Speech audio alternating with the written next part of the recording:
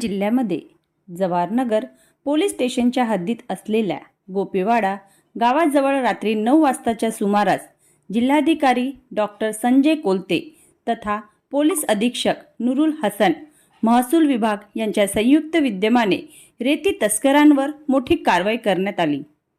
या कारवाई दरम्यान एकूण 8 ओव्हरलोड रेतीचा साठा असलेले ट्रक पोलिसांनी कारवाई दरम्यान ताब्यात घेतले। या 8 ट्रकपैकी 5 ट्रक हे जागेवरच पकडण्यात आले, तर इतर 3 ट्रक पोलिसांनी सिने स्टाईल पाठलाग करून त्यांना पकडले।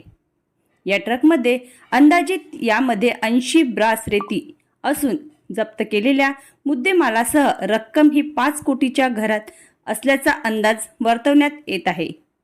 या कारवाई दरम्यान गोपेवाडा गावात रात्रीच्या वेळी मोठ्या संख्येने परिसरातील गावकरी व युवा वर्ग जमा झाला होता।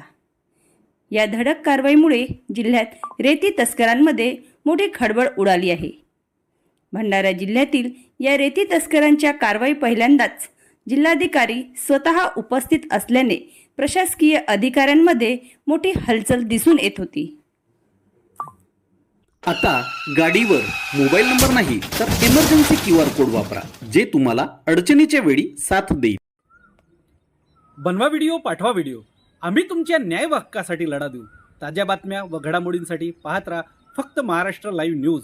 आजच आमच्या चॅनलला सबस्क्राईब करा, शेअर करा, कमेंट करा आणि हो, बेल आयकॉन दबायला विसरू नका।